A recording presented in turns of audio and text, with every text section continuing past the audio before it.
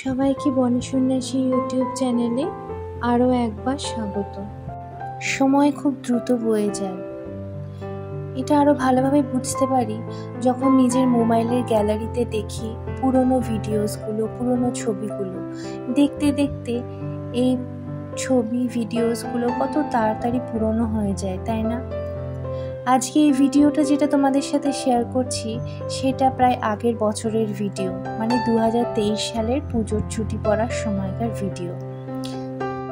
এই কটা দিন স্কুল খোলার পর খুবই ব্যস্তভাবে জীবন কাটছে, তাই নতুন করে ব্লগ বানানোর জন্য আর ভিডিও করা হচ্ছে না।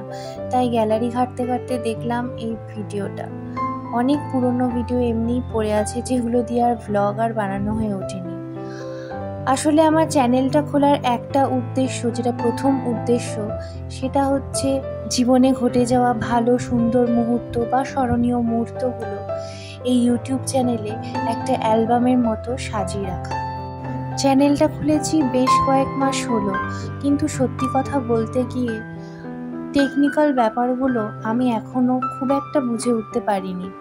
যেটুকুন করি নিজেই করি, ভিডিও একাই শ্যুট করি, সেগুলো পোস্ট করি, সেগুলো এডিট করি। আমার সেরকম দক্ষতা নেই, কিন্তু তাও ভিডিওগুলো পোস্ট করে ভালো লাগে। আমার যে ছোট্ট পরিবার হয়েছে 100 জনের, সবার সাথে শেয়ার করতে আমার কিন্তু বেশ লাগে। যাই হোক, স্কুল থেকে ফিরে এসে আমি একটু ব্যালকানিতে দাঁড়িয়ে দেখি কি সুন্দর পুজোর সাজে পুরো গোটা শহর সেজে উঠেছে। এটা আমাদের ফ্ল্যাটের সামনে পুরো লাইট দিয়ে পুরো রাস্তাঘাট ঝকঝক করছে। খুব সম্ভবত রাস্তায় আস্তে আস্তেই বুঝতে পারছিলাম অনেক লোকের, অনেক মানুষের প্রচুর পরিকল্পনা পুজোটা কিভাবে কাটাবে। কিন্তু দুঃখের বিষয়, এইবার পুজোয় আমার সেরকম কোনো কিছুই ছিল না। আমি বুঝতেই পারছিলাম না কিভাবে পুজোর ছুটিটা কাটাবো। যাই হোক, দেখলাম অনেক দেরি হয়ে যাচ্ছে, তাই ঝটপট ডিনারটা করে নিয়ে শুয়ে পড়ার তোড়জোড় করছিলাম। কারণ কি, পরের দিন আমার কিছু কাছের মানুষ আসার কথা ছিল। এখন এমন হয়ে গেছে না, সকালে উঠে উঠে এই ছুটির দিন কেউ আর বেশিক্ষণ ঘুমিয়ে থাকতে পারি না। বিছানার পাশেই জানলা দিয়ে যেই আলোটা মুখে পড়ে, ব্যাস হয়ে গেল আমার ঘুম। ঝটপট বিছানা ছেড়ে উঠে কাজে লেগে পড়তে হয়। ঝটপট সকালের কাজগুলো সেরে স্নান সেরে আমি চলে গেলাম পুজো ঘরে। पायो जी मैंने राम रतन धन पायो, पायो जी मैंने राम रतन धन पायो। वस्तु अमोलित दे मेरे सतगुरु, वस्तु अमोलित दे मेरे सतगुरु।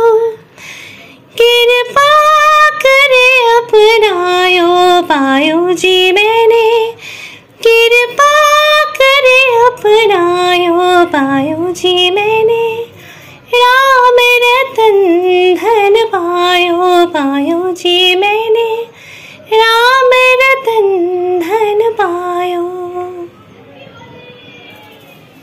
আমাকে অনেকেই জিজ্ঞেস করে, আচ্ছা তুমি না হয় নিরামিষ খাও, কিন্তু বাড়িতে যখন কোনো অতিথি আসে বা কাউকে যদি নিমন্ত্রণ করো, তাদেরকেও কি তাই খাওয়াও, অন্য কিছু আমিষের আয়োজন করো? আমি ভাবি যে আমরা তো সবাই জানি যে অতিথি হচ্ছে নারায়ণ। তো আমি যেটা খাই সেটা নিশ্চয়ই আমি নিজের জন্য ভালো মনে করি, নিজের শরীর মন আত্মার জন্য ভালো মনে করি বলেই খাই। তো যেই জিনিসটা সবচাইতে ভালো, সবচাইতে পুষ্টিকর শরীর মন এবং আত্মার জন্য, সেটাই তো আমি আমার নারায়ণ বা অতিথিদের খাওয়াবো। তাই আমি কিন্তু তাদের নিরামিষই খাওয়াই।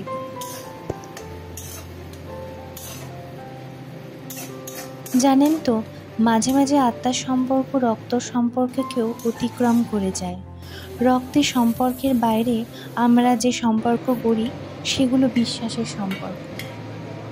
আর জীবনে চলার পথে আমি আমার ক্ষেত্রে তো বেশি করেই দেখেছি যে জীবনে চলার পথে এইসব বিশ্বাসের সম্পর্কগুলোই আমাদের কাছে বেশি গুরুত্বপূর্ণ হয়ে ওঠে।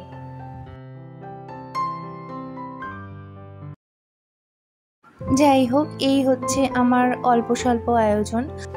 আর এই হচ্ছে সেই দুজন স্পেশাল মানুষ। একটা হচ্ছে আমার এক ভাই এবং এটি হচ্ছে তার মিষ্টি সুন্দর বেটার হাফ বা সহধর্মিনী যাই বলুন না কেন। আমরা খুব মজা করলাম, একসাথে খেলাম। ও আমাকে বলেছে, বনিদি আমরা এতদিন ধরে এত আইবুড়ো ভাত খেয়েছি এত জায়গায়, যে আমিষ খেতে খেতে আমরা বোর হয়ে গেছি, তোমার এখানে কিন্তু ভেজ রেসিপি আমাদের ভালোই লেগেছে। সন্ধ্যের পর আমরা একসাথে কিছু ছবি তুলি, তারপরে জয় আর কুহু বেরিয়ে যায়। ওরা বেরিয়ে যাওয়ার ঠিক কিছুক্ষণের পরেই আমি আমার আগমনী শ্যুটের সার্টিফিকেট আর ম্যাগাজিনটা পাই। ভালোই লাগছিল দেখে। যাক, পুজো চলেই এলো, তবে কি করব তখন আমি কিছুই জানি না, কোনো প্ল্যানিং নেই। এগুলো আলমারিতে তুলতে গিয়ে হঠাৎ করে বিএড কলেজের অনির্বাণ ম্যাগাজিনটি আমার চোখে পড়ে যায়। আর পাতা উল্টাতেই দেখতে পারি আমার সেই কবেকার লেখা কবিতা, যেটা পাবলিশ হয়েছিল ম্যাগাজিনটিতে, আ সার্চ ফর মাই সেলফ। কবিতাটা আমি লিখেছিলাম যখন আমি স্বপ্ন দেখতাম একজন শিক্ষিকা হওয়ার। সাধারণ ব্যাপার, বিএড তখনও পাশ করিনি, সবাই তো বিএড পরে শিক্ষিকা হবে বলে। তো এরকম একটা স্বপ্ন ছিল সবসময়, আর সেটা নিয়ে এই কবিতাটা লেখা। এখন ফিরে তাকালে মনে করি বাস্তবটা খুবই কঠিন। স্বপ্ন পূরণ হওয়ার জন্য যে কঠোর পরিশ্রম আমাদের করতে হয়েছে সেগুলো তো করতে হয়েছেই, কিন্তু স্বপ্ন পূরণের পর বাস্তবের সাথে লড়াইটা কিন্তু আমাদের আজও শেষ হয়নি। যাই হোক, বেঁচে থাকাই তো একটা লড়াই, আর জীবন তো একটা পরীক্ষায় বটে। সবাই ভালো থাকবেন, সুস্থ থাকবেন, পাশে থাকবেন। আবার দেখা হবে এক নতুন ব্লগ নিয়ে।